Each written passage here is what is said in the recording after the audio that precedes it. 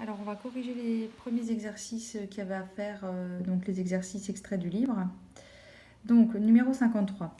On a deux vecteurs à étudier et voir s'ils sont collinaires ou non. Alors déjà, on voit bien qu'ils sont collinaires puisqu'ils ont la même direction. On disait que deux vecteurs collinaires ont la même direction, définissent donc des directions semblables.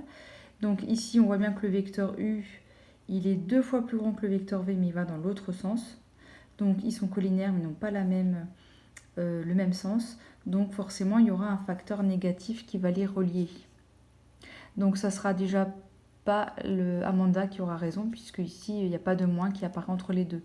Donc et comme on a remarqué que la norme du vecteur U était 2 fois plus grande, ou alors on a aussi remarqué ça en s'aidant des carreaux, on va de 4 carreaux vers la droite et puis donc 2 vers le haut. Là, on n'en va que de 2 vers la gauche et de 1 vers le bas. Donc finalement, la réponse, ça va être le vecteur U, il est égal à moins 2 fois le vecteur V. Y a-t-il une autre réponse éventuellement qui est correcte? Eh bien oui, puisque ici on a exprimé U en fonction de V, mais on peut aussi exprimer V en fonction de U. Si à partir de cette égalité, eh bien, on va multiplier par moins 1 demi à gauche et moins 1 demi à droite, on aura l'égalité qui est là. Donc je vais réécrire la première égalité, U égale moins 2 fois vecteur V. Donc ici, on a dit on va multiplier par moins 1 demi. Donc on a moins 1 demi du vecteur U qui est égal à moins 1 demi fois moins 2 fois le vecteur V. Et donc ici, moins 1 demi fois moins 2, donc ça va nous faire, en simplifiant, tout simplement le vecteur V. Donc le vecteur V, il est égal à moins 1 demi du vecteur U. Et donc finalement, la réponse de valide était aussi juste. Donc il y avait deux réponses correctes. Voilà.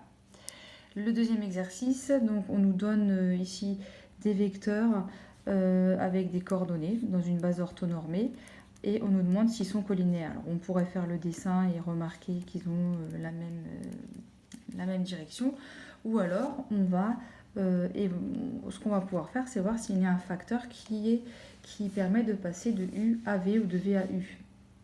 Donc à l'aide des coordonnées, sans forcément faire un dessin. Donc ici on peut regarder. Voilà. Donc il suffit de regarder comment on fait par exemple pour passer de V à U. Donc ici je vais analyser l'abscisse de V et l'abscisse de U. Donc l'abscisse de V, pour arriver à l'abscisse de U, on a multiplié par moins 4. Il faut toujours voir par quoi on multiplie, pas additionner, multiplier. Voilà.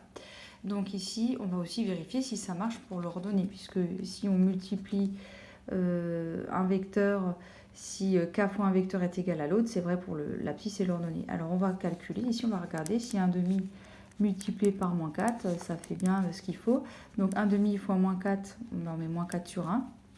Et donc on va avoir un nombre négatif et ça fait moins 4 sur 2 qui est bien égal à moins 2. Donc ça veut dire qu'on obtient bien le moins 2 ici. C'est-à-dire que le coefficient moins 4 s'applique également pour les ordonnées. Donc oui, ils sont collinaires.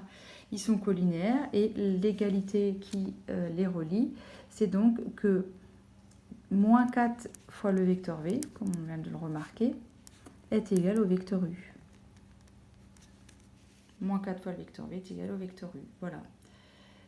Voilà pour la correction de ces premiers exercices. Le reste sera fait en classe virtuelle.